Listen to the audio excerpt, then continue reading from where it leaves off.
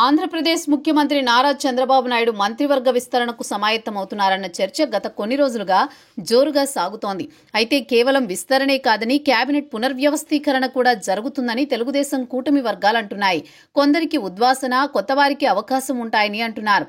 ఇందుకు తగినట్లుగానే ప్రస్తుతం కేబినెట్లో ఉన్న కొందరు మంత్రుల పర్ఫార్మెన్స్ అంటే పనితీరుపై చంద్రబాబు కొన్ని సందర్భాల్లో అసంతృప్తి వ్యక్తం చేశారు. పనితీరు మెరుగుపరుచుకోకుంటే ఉపేక్షించేదే లేదని హెచ్చరించారు కూడా. ఈ నేపథ్యంలోనే తెలుగుదేశం కూటమి ప్రభుత్వ కేబినెట్ విస్తరణ, పునర్వ్యవస్థీకరణ అంశం సర్వత్రా చర్చనీయాంశమవుతోంది.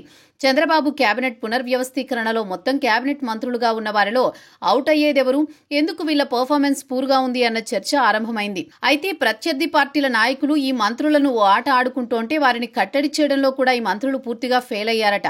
ఎంతసేపు మంత్రిగా ఆడంబరాలు, ఆర్భాటాలతో నన్ను చూడు, నా కారు సోకు చూడు అన్నట్లుగా సైరన్ కారులు వేసుకుని తిరగడం తప్ప చేస్తుందేమీ లేదన్న చర్చ ప్రభుత్వ వర్గాల్లో జరుగుతోంది.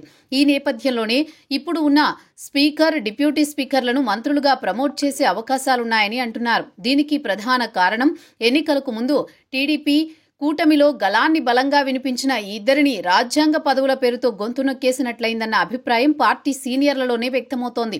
2019 నుంచి 24 మధ్య కాలంలో అప్పటి జగన్ ప్రభుత్వాన్ని నిలదీసి, నిగ్గదీసి ప్రశ్నించి కడిగి పారేయడంతో ప్రస్తుతం స్పీకర్గా ఉన్న అయ్యన్న పాత్రుడు, డిప్యూటీ స్పీకర్గా ఉన్న రఘురామకృష్ణంరాజు ముందు వరుసలో నిలుస్తారనడంలో సందేహం లేదు. ప్రస్తుతం స్పీకర్గా ఉన్న అయ్యన్న పాత్రుడు అప్పట్లో తన వాగ్దాటితో జగన్నే టార్గెట్ చేస్తూ తన ప్రసంగాలు వైఎస్ఆర్ కాంగ్రెస్ పార్టీకి ప్రతికూల పవనాలు వీచడానికి దోహదపడ్డాయి. అలాగే ఇప్పుడు డిప్యూటీ స్పీకర్గా ఉన్న రఘురామకృష్ణంరాజు గతంలో తన రచ్చబండ ద్వారా జగన్ అరాచకాలను, జగన్ ప్రభుత్వ దురాగతాలను ఉతికి ఆరేసేవారు. అలాంటి రఘురామకృష్ణంరాజుకు సహజంగానే టీడీపీలోకి రాగానే, ఎమ్మెల్యేగా గెలవగానే మంత్రి పదవి వస్తుందని రఘురామ, ఆయన అభిమానులే కాదు టీడీపీ కూటమి పార్టీ శ్రేణులు కూడా భావించాయి. ఆయన మంత్రిగా ఉంటే జగన్ హయాంలో ఆర్థిక అరాచకత్వం, ఆ సమయంలో జరిగిన అవినీతి లెక్కలన్నీ బయటకు తీసి జగన్కు చుక్కలు చూపిస్తారని భావించారు.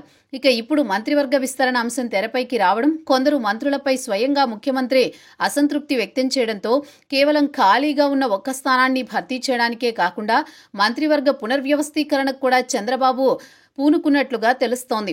అయితే చింతకాయల అయ్యన్న పాత్రుడు, రఘురామకృష్ణంరాజులకు కేబినెట్లో భెర్తు అంశం తెర మీదకు వచ్చింది. ఈ విషయంపై ఏదైనా ఉప్పందిందో ఏమో తెలియదు కానీ రఘురామకృష్ణంరాజు ఇటీవల తన అమెరికా పర్యటనలో తన మనసులోని భావాలను అక్కడి వారితో పంచుకుంటూ తనకు హోంమంత్రి లేదా ఆరోగ్య శాఖ మంత్రి పని చేయాలన్న ఆశ ఉందని బయటపెట్టారు.